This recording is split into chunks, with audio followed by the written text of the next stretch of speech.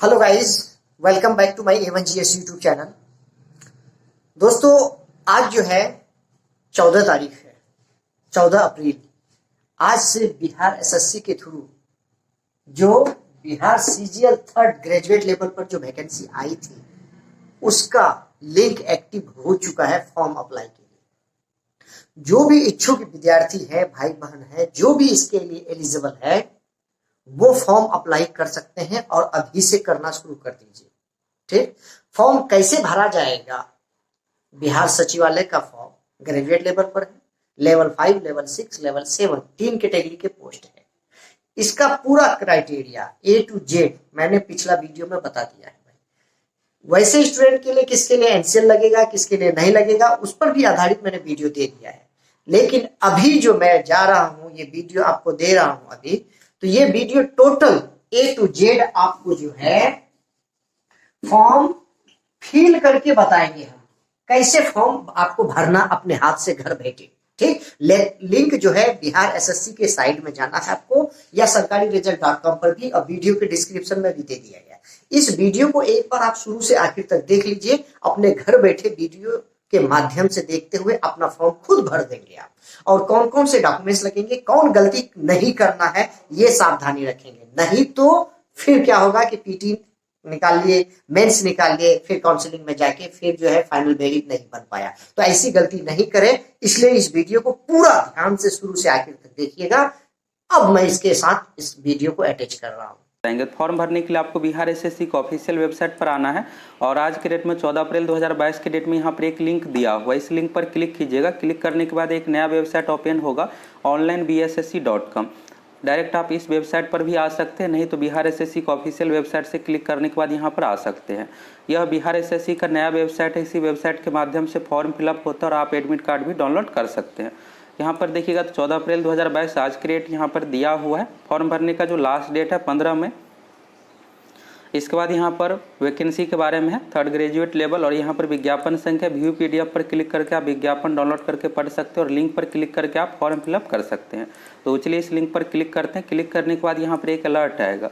यहाँ पर कहा जा रहा है you are using mobile device, यानी आप मोबाइल डिवाइस प्रयोग कर रहे हैं। तो फॉर्म भरने के लिए आप या तो डेस्कटॉप पीसी या लैपटॉप यूज कीजिए। अगर आपके पास लैपटॉप है तो लैपटॉप से फिलअप कीजिए, नहीं तो आप मोबाइल से भी फिलअप कर सकते हैं। तो 99% कैंडिडेट के पास मोबाइल ही होगा, लैपटॉप कम ही कैंडिडेट के पास होगा। तो अगर आप मोबाइल से भी फिलअप करना चाहते हैं बिल्कुल कर सकते हैं। यहाँ पर ओके पर क्लिक कीजिएगा, इससे भी फिलअप हो जाएगा। यहाँ पर क्लिक करने के बाद डेस्कटॉप साइट, यहाँ पर इस ऑप्शन पर आप क्लिक कर दीजिएगा। इसके बाद आपका मोबाइल से भी फॉर्म फिलअप हो जाएगा। यहाँ पर कुछ डेट देखिएगा तो 14 अप्रैल 2022 आज की डेट से फॉर्म भराना शुरू है। रजिस्ट्रेशन का लास्ट डेट है 15 में, पेमेंट का लास्ट डेट है 17 में। लास्ट डेट का बिल्कुल वेट नहीं कीजिएगा, फॉर्म बहुत अधिक फिलअप होगा, इसलिए आप जल्द से जल्द फॉर्म फिलअप कर लीजिएगा। इसके बाद यहाँ पर सबसे पहला चरण है रजिस्ट्रेशन। तो फॉर्म भरने की जो प्रक्रिया है ये टोटल 3 चरणों में है। सबसे पहले आपको रजिस्ट्रेशन करना पड़ेगा, इसके बाद आपको यूज़र आईडी और पासवर्ड मिलेगा, रजिस्ट्रेशन नंबर मिलेगा। इसके बाद आप बेसिक डिटेल्स फिलअप कीजिएगा और सारे कुछ करने के बाद पेमेंट करना पड़ेगा। फिर qualification details, photo, signature upload करने के बाद सबमिट कीजिएगा, आपका फॉर्म फिलअप हो गया। तो चलिए सबसे पहले रजिस्ट्रेशन के बारे में देख लीजिए। इस पर आप क्लिक कीजिएगा। अब रजिस्ट्रेशन में ही आप देखिएगा तो जो भी बेसिक डिटेल्स है, जैसे आपका नाम हो गया, डेट ऑफ बर्थ हो गया, जेंडर हो गया, कैटेगरी हो गया, ये सारा चीज़ यहीं पर आपसे फिलअप करवा लिया जाएगा। मोबाइल नंबर, ईमेल आईडी, ये सब चीज़ें। तो अभी आपको कुछ भी गलती नहीं करने के करके आप अच्छे से देख लीजिए। सबसे पहला यहाँ पर नेम ऑफ एप्लीकेंट, यानी उम्मीदवार का नाम। ये जो आपको नाम यहाँ पर देना हूबहू देना, यहाँ पर है मिस्टर, मिसेज, ये सब प्रयोग नहीं करना है आपको। सिर्फ आपको अपना नाम देना है, जो भी मैट्रिकुलेशन यानी 10th सर्टिफिकेट पर दिया हो हूबहू स्पेलिंग आपको इसमें फिलअप कर देना है। अगर नाम में स्पेस है कहीं तो स्पेस दीजिए, नहीं है तो नहीं देना है। इसके बाद यहाँ से जेंडर आपको मेल, फीमेल, ट्रांसजेंडर यूज कर लेना है। तो आप जिस भी जेंडर से आते हैं यहाँ से चूज कर लीजिए। इसके बाद पूछा जा रहा है क्या बिहार के निवासी है। तो अगर आप बिहार के निवासी है तो आरक्षण का लाभ मिलेगा। अदर स्टेट से जनरल कैटेगरी में ऑटोमेटिक आ जाइएगा, आपको आरक्षण का लाभ नहीं मिलेगा। दूसरे स्टेट वाले भी इस फॉर्म को भर सकते हैं। इसके बाद यहाँ पर बिहार राज्य का निवासी आपको यस चूज कर लेना है। इसके बाद देखिएगा यहाँ पर तो कैटेगरी में बिल्कुल अलग तरीके से दिया हुआ। अभी बिहार में जो कैटेगरी है जनरल है, EWS है, BC है, EBC है, SC ST है, लेकिन यहाँ पर EWS भी ऑप्शन में नहीं है, EBC भी ऑप्शन में नहीं है। अब आपको कौन सा कैटेगरी चूज करना है इसके बारे में देख लीजिए। अगर आप EWS कैटेगरी से आते हैं तो सबसे पहले आपको जनरल चूज करना है। यहाँ से जनरल चूज करने के बाद यहाँ पर फिर पूछा जा रहा है क्या आप EWS से संबंधित है? अगर आप EWS से संबंधित है तो यस सेलेक्ट कीजिए, अगर आप नहीं है तो नो सेलेक्ट कीजिए। यानी आपको सबसे पहले जनरल सेलेक्ट करना पड़ेगा EWS वालों के लिए, फिर यस नो यहाँ से आपको चूज करना पड़ेगा। अगर आप MBC यहाँ पर EBC कैटेगरी का नाम है। पहले बिहार में आप देखिएगा 2014-2013 में तो EBC का ही नाम यहाँ पर MBC था और BC यहाँ पर हो गया SC ST, तो यहाँ पर MBC का सिंपल सा आप समझिए EBC। तो यहाँ पर बिहार SSC को अपने वेबसाइट में सुधार करना था कि अभी के अकॉर्डिंग यहाँ पर EBC देना था। तो अगर आप अभी नहीं फॉर्म फिलअप करना चाहते तो 1-2 दिन रुक जाइए। यहाँ पर जो ये डेटा है सब कुछ पहले का ही है, अभी के अकॉर्डिंग इस वेबसाइट को नहीं तैयार किया गया, इसलिए इसमें कुछ अभी त्रुटियाँ है तो इसको सुधार कर दिया जाएगा। तो हो सकता है 1-2 दिन में यहाँ पर MBC को चेंज करके EBC कर दे, नहीं तो आप अभी भी फिलअप कर सकते, कोई प्रॉब्लम नहीं होगा आपको। तो अगर आप EBC कैटेगरी से आते हैं तो MBC सिलेक्ट कीजिए, बाकी अन्य कैटेगरी का तो ऑप्शन है ही, BC का भी हो गया और SC ST का भी हो गया। यहाँ से ये चीज़ भी आपको क्लियर हो गया। इसके बाद यहाँ पर पूछा जा रहा है खास करके जो BC वाले कैटेगरी के कैंडिडेट है, अगर आप BC से हैं तो एक ऑप्शन और आपको चूज करना पड़ेगा। बिना इस ऑप्शन का आप फॉर्म फिलअप कर दीजिएगा तो यहाँ पर आपका जो है आरक्षण का लाभ नहीं मिलेगा। यहाँ पर पूछा जा रहा है कि आप क्रीमी लेयर रहित से संबंधित है, तो इसमें यस आपको सिलेक्ट करना है। ये हुआ नॉन क्रीमी लेयर, आपके पास नॉन क्रीमी लेयर का सर्टिफिकेट भी होना चाहिए। नॉन क्रीमी लेयर यानी आपके फैमिली का इनकम 8 लाख से कम है, तो यस सिलेक्ट कीजिएगा तभी आपको आरक्षण का लाभ दिया जाएगा। अगर आप नो का सिलेक्ट कर देते हैं तो MBC यहाँ पर चूज करने से भी आपको कोई फायदा नहीं होगा। और SC ST वालों को यहाँ पर चूज करने की जरूरत नहीं है, EWS वालों को भी यहाँ पर नॉन क्रीमी लेयर में चूज करने की कोई ज़रूरत नहीं है। तो यहाँ से ये चीज़ समझ में आ गया, आपको यस सिलेक्ट करना है। इसके बाद यहाँ पर दिव्यांग अभ्यर्थियों के लिए, तो दिव्यांग में अगर आप दिव्यांग हैं तो यस सिलेक्ट कीजिए, नहीं है तो नो सिलेक्ट आपको करना है। इसके बाद यहाँ पर दिव्यांग की प्रकृति आपको बताना पड़ेगा, ये सब चीज़ें। इसके बाद भूतपूर्व सैनिक के लिए है, एक सर्विसमैन के लिए, तो अगर आप है तो यस सिलेक्ट कीजिए। इसके बाद आपसे पूछा जा रहा है कि कब आप जॉब किए हैं, कितना यहाँ पर एक्सपीरियंस है जॉब से संबंधित, नहीं तो नो यहाँ पर सिलेक्ट कीजिए।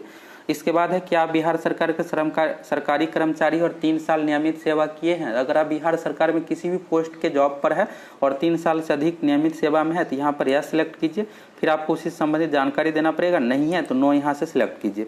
इसके बाद कहा जा रहा है कि आपके पास विज्ञापन के अनुसार शैक्षणिक योग्यता है, यानी ग्रेजुएशन आप कंप्लीट कर लिए हैं तो यस सिलेक्ट कीजिए, नहीं किया है तो नो। अगर आप नो सिलेक्ट कर दीजिएगा तो फॉर्म फिलअप नहीं कर पाइएगा, यहाँ पर आपको यस रहने देना है।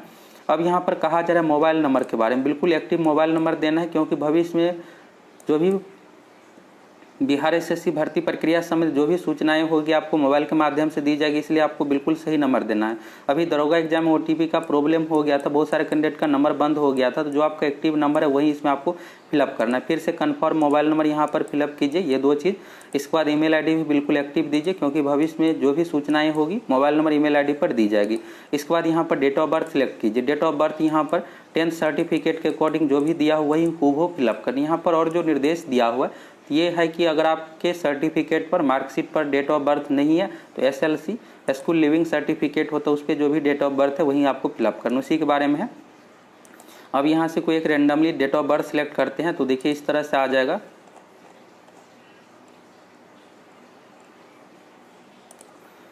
जैसे यहाँ पर एक डेट ऑफ बर्थ हो गया। अब देखिएगा यहाँ पर तो 2 चीज़ें हैं, एक है कि 1 अगस्त 2021 को तो 25 साल 4 मंथ, और दूसरा यहाँ पर है कि 1 अगस्त 2015 को। 2015 इसलिए है कि अधिकतम उम्र वालों का जो काउंट किया जा रहा है 1 अगस्त 2015 से, तो इसलिए यहाँ पर 2 आ गया, कितना हुआ है यहाँ पर। इसके बाद यहाँ पर आपको कैप्चा देना है, इसके बाद सेव एंड नेक्स्ट पर क्लिक करना है। अब जब आप सेव एंड नेक्स्ट पर क्लिक कीजिएगा तो इसके बाद आपको स्क्रीन पर इस तरह से आ जाएगा रजिस्ट्रेशन नंबर, यहाँ पर सेम आएगा your registration number and password has been sent your registration registered email ID mobile number. और रजिस्ट्रेशन नंबर जो शुरू है 422 से, इसके बाद 4 टाइम 0 है, इसके बाद आपके रजिस्ट्रेशन नंबर में 800 900 500 इस तरह से आएगा। इसके बाद है योर पासवर्ड, तो BTPSL इस तरह से हो गया, बाकी और भी डिजिट रहेगा। और फिर आपको लॉगिन करना पड़ेगा, तो क्लिक हियर फॉर लॉगिन इस ऑप्शन पर क्लिक कीजिएगा। क्लिक करने के बाद यही रजिस्ट्रेशन नंबर पासवर्ड देना, यहाँ पर कुछ डिजिट ब्लैंक कर दिए हैं। इसके बाद लॉगिन कीजिएगा। तो अब आगे की प्रक्रिया के बारे में देख लीजिए। अब आपको लॉगिन करना है, लॉगिन का यहाँ पर ऑप्शन दिया हुआ है, रजिस्ट्रेशन अब पूरा कंप्लीट हो गया है, तो यहाँ पर लॉगिन पर क्लिक कीजिएगा। क्लिक करने के बाद रजिस्ट्रेशन नंबर पासवर्ड मांगा जाएगा। रजिस्ट्रेशन नंबर 42 से मोबाइल पर भी प्राप्त हुआ होगा और स्क्रीन पर भी दिखेगा, तो उसको आप स्क्रीनशॉट करके रख लीजिएगा। रजिस्ट्रेशन नंबर दीजिएगा, पासवर्ड दीजिएगा, पासवर्ड उसी के साथ दिया जाता है रजिस्ट्रेशन नंबर के साथ ही। साथ में यहाँ पर कैप्चा है, इस पर फिलअप कीजिएगा, लॉगिन कीजिएगा। लॉगिन करने के बाद अब आपको personal details, qualification details, payment, photo, signature upload करना पड़ेगा। इसके बाद इस तरह से ऑप्शन आएगा, यहाँ पर आपको अपना रजिस्ट्रेशन नंबर दिखेगा, जो भी रजिस्ट्रेशन नंबर है।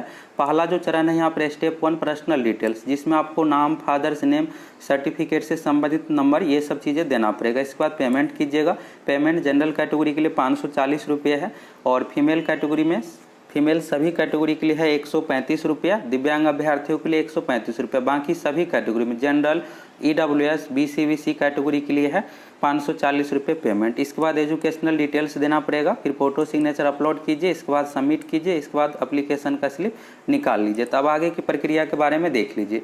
तो अब आगे का जो प्रक्रिया है, इस तरह से ऑप्शन आएगा आपके सामने में। यहाँ पर आपको अपना नाम पहले से दिखेगा, क्योंकि आप रजिस्ट्रेशन के समय नाम दिए थे, डेट ऑफ बर्थ, ये सब चीज़ें पहले से है फिलअप।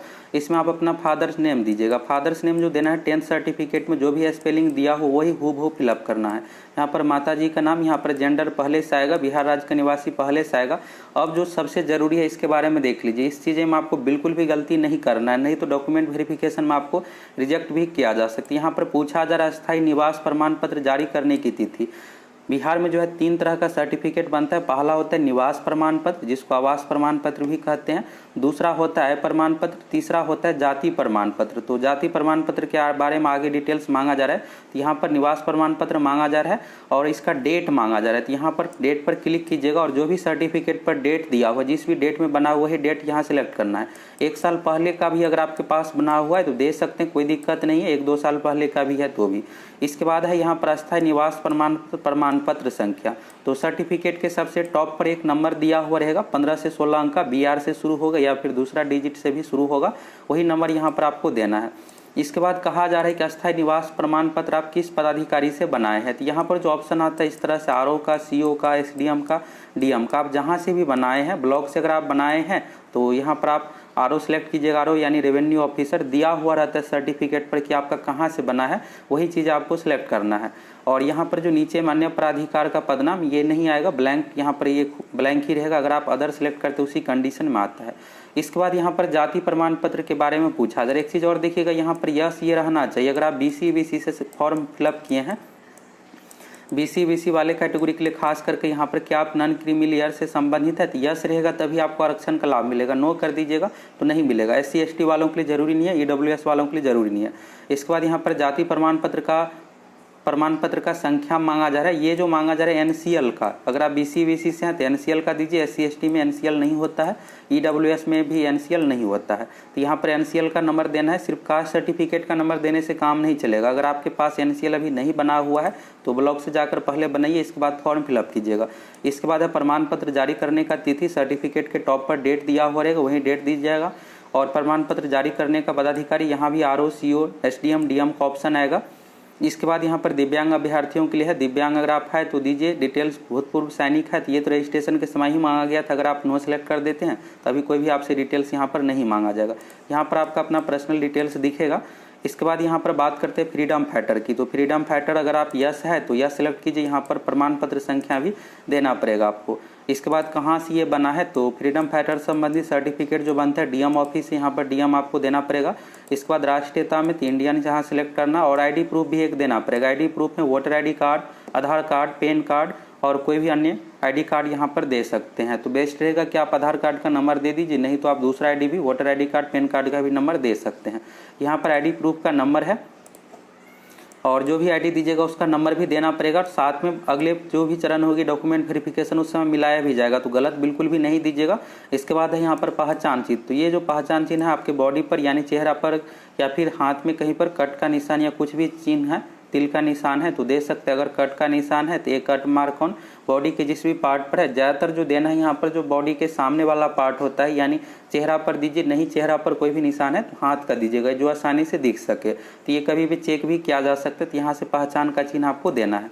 इसके बाद है करस्पॉन्डेंस एड्रेस यानी पत्राचार का पता। तो अगर आपका वर्तमान पता भी चेंज है तो यहाँ पर आप दे सकते हैं। एड्रेस में यहाँ पर एड्रेस दीजिएगा, विलेज का नाम, अगर आप शहरी क्षेत्र में है तो जिस एरिया में रह रहे उस एरिया का नाम। और इसके बाद यहाँ पर विलेज, गांव का नाम देना। भी यहाँ पर ये डॉट होगा कि एड्रेस में इसी में पूरा फिलअप कर देना है। तो इसमें सिर्फ आप गाँव का नाम भी देकर बाकी चीज़ें और फिलअप कीजिएगा, ये आ ही जाएगा। यहाँ पर इस तरह से मांगा गया है। तो एड्रेस हो गया विलेज, यहाँ पर मोहल्ला का नाम, पुलिस स्टेशन का नाम, पोस्ट ऑफिस का नाम, स्टेट, तो यहाँ से स्टेट जिस भी स्टेट से आते हैं यहाँ सेलेक्ट कीजिएगा। बिहार से है तो बिहार सेलेक्ट कीजिएगा, फिर जिला ऑप्शन आ जाएगा, सभी 38 जिला का नाम, इसके बाद पिन कोड दीजिए।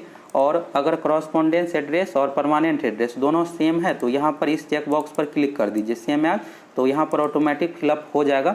इसके बाद अब आपको सबमिट करना है। सबमिट करने के बाद अब यहाँ से आपको पेमेंट का ऑप्शन आएगा, तो पेमेंट का यहाँ पर किस तरह से ऑप्शन आएगा इसके बारे में देख लीजिए आप।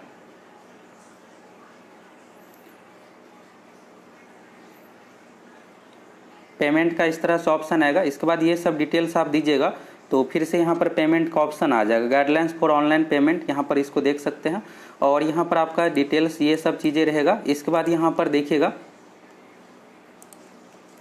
तो पेमेंट यहाँ पर भुगतान का यहाँ पर पूछा जा रहा है, ऐसी ये पेमेंट गेटवे है या फिर आप SBI के माध्यम से कर सकते हैं। यहाँ पर किसी के भी माध्यम से कर सकते हैं, 540 रुपये ही चार्ज लगेगा, ये पेमेंट गेटवे है। SBI के माध्यम से भी आप कर सकते हैं, यहाँ पर कार्ड नहीं है, ये पेमेंट गेटवे है। इसके बाद आप क्लिक कीजिएगा, तो क्लिक करने के बाद इस तरह से आ जाएगा, 540 रुपये का यहाँ पर कार्ड का ऑप्शन आएगा। UPI नेट बैंकिंग, आप UPI के माध्यम से भी, फ़ोनपे गूगल पे से भी पेमेंट कर सकते हैं, यहाँ पर कार्ड के माध्यम से भी कर सकते हैं। अगर आप डेबिट कार्ड यानी ATM से करना चाहते हैं तो यहाँ पर कार्ड सेलेक्ट कीजिए,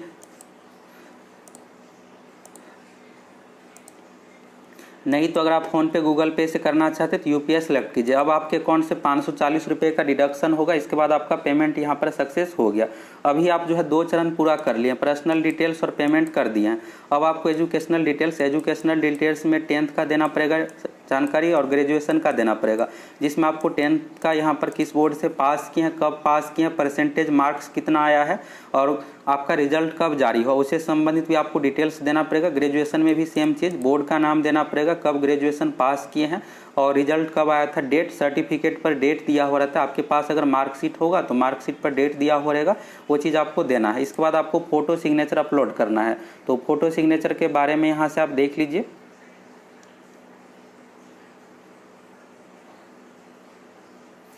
फोटो सिग्नेचर किस तरह से, तो यहाँ पर देखिएगा ये बिहार SSC की ओर से फॉर्मेट बताया गया कि किस तरह का आपका फ़ोटो होना चाहिए।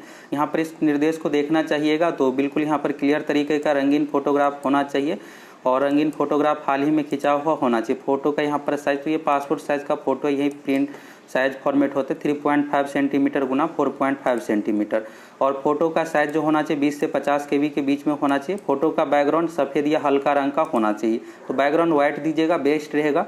इसके बाद फोटो पर चेहरा स्पष्ट दिखना चाहिए। फोटो आपको खिंचाने के लिए कोई भी टोपी या फिर चश्मा ये सब का प्रयोग नहीं करना है। बाकी यहाँ पर सही फॉर्मेट क्या है फोटो का, इसके बारे में देख लीजिए। 2 फोटो को सही किया गया, क्योंकि देखिएगा तो बिल्कुल यहाँ पर चेहरा सही तरीके से दिख रहा है, इसमें भी है। अब अन्य फोटो को रिजेक्ट करने का यही कारण है, देखिएगा तो ये सब सेल्फी का है, रोटेट कर दिया है, इसमें चेहरा बहुत दूर दिख रहा है, इसमें चश्मा लगा लिया है। अगर आप इस तरह से फोटो दीजिएगा तो रिजेक्ट कर दिया जाएगा। यहाँ पर देखिएगा तो चेहरा बहुत दूर है, फोटो इतना तक में होना चाहिए। और इसके बाद यहाँ पर कवर लगा लिया, फेस कवर, इसलिए मास्क लगा कर ये सब, और यहाँ पर इमेज क्लियर नहीं है, तो ये सब अगर आप अपलोड कीजिएगा तो रिजेक्ट कर दिया जाएगा। हस्ताक्षर छवि के बारे में देखिएगा तो ये बिहार SSC की ओर से यहाँ पर फॉर्मेट दिया गया है कि कैसे क्या होना चाहिए। और हस्ताक्षर यहाँ पर 10 से लेकर 50 KB के बीच में होना चाहिए। और आयताकार इस तरह से पेपर में जो आप सिग्नेचर करना है तो पेपर पे इस तरह के फॉर्मेट में आपका सिग्नेचर होना चाहिए। सिग्नेचर सही तरीके से करना है, जिससे इस तरह के बॉक्स में सीधा तरीके से आ जाए। सिग्नेचर आप ब्लू या ब्लैक पेन किसी एक पेन से कर सकते हैं, व्हाइट पेपर पर करना है। यहाँ पर सिग्नेचर का देखिएगा तो ये फॉर्मेट को एक्सेप्ट किया गया है और इसको रिजेक्ट कर दिया गया है। बाकी चीज़ें यहाँ पर देखिएगा, इसको रिजेक्ट करने का यही कारण है कि यहाँ पर रेड पेन का प्रयोग किया गया है। बाकी और चीज़ें तो लाइन से यहाँ पर बॉक्स से बाहर चला गया है, ये भी बाहर चला गया, इन्हीं सब कारणों से रिजेक्ट किया गया। तो यहाँ से आपको फ़ोटो सिग्नेचर कैसे क्या अपलोड करना है इसके बारे में भी समझ में आ गया होगा। और बाकी सभी चीज़ें के बारे में आप देख ली, रजिस्ट्रेशन किस प्रकार से करना है, कौन कौन सी ऐसी गलतियाँ हैं। तो गलती के बारे में मेन रूप से बात करें तो आपको अपना नाम, father's name, date of birth और इसके बाद कैटेगरी में बिल्कुल भी गलती नहीं करना है। और यहाँ पर EBC के जगह पर MBC कैटेगरी है, तो यहाँ पर आपको बिल्कुल कन्फ्यूजन नहीं होना है। अगर आप EBC से आते तो MBC सेलेक्ट कीजिएगा, बाकी BC वालों के लिए BC है ही। अगर आप जनरल से आते हैं सबसे पहले जनरल सेलेक्ट कीजिएगा, इसके बाद EWS का ऑप्शन दिया हुआ है, इस तरह से आपको सिलेक्ट कर लेना है। और अभी आपके पास सभी प्रमाण पत्र होना चाहिए, जाति प्रमाण पत्र, आय प्रमाण पत्र, ये सब चीज़ें का डिटेल्स मांगा जा रहा है। जाति प्रमाण पत्र में अगर आप BC से आते हैं तो NCL का होना चाहिए, साथ में निवास प्रमाण पत्र का भी डेट मांगा जा रहा है, कब आपका सर्टिफिकेट बना है और सर्टिफिकेट का नंबर भी मांगा जा रहा है। तो सभी सर्टिफिकेट बना लीजिए, इसके बाद फॉर्म फिलअप कीजिएगा। 1 महीने का समय है, 10 से 15 दिनों में बन जाएगा और बिल्कुल सही तरीके से फॉर्म फिलअप कीजिए, किसी प्रकार का मिस्टेक नहीं कीजिए, नहीं तो गाइज आप लोग ने वीडियो को देख लिया होगा, ठीक। और total column A to Z तक मैंने साइड ओपन से लेके आखिर तक किस तरह से फॉर्म भरा जाता है, क्या क्या फॉर्म में लगेगा, क्या नहीं लगेगा, कैसे फॉर्म भरेंगे, कौन कैटेगरी में कौन है, कौन NCL लगेगा नहीं लगेगा, सब कुछ समझ गए होंगे। अब आप लोग अपने से फॉर्म आई होप के भर लेंगे। तो चलते चलते एक बार फिर वही कहना चाहूंगा दोस्तों कि जो भी नए भाई बहन इस वीडियो को वॉचिंग किए या चैनल को देख रहे हैं, अगर जो सब्सक्राइब नहीं किए हैं, बड़ा मेहरबानी एक बार चैनल को सब्सक्राइब कर दीजिए, ताकि जब जब मैं वीडियो अपलोड करूं ऑन स्पॉट आपके पास नोटिस आए और आप उसका आनंद लेके। तब तक के लिए धन्यवाद, बाय बाय, टेक केयर।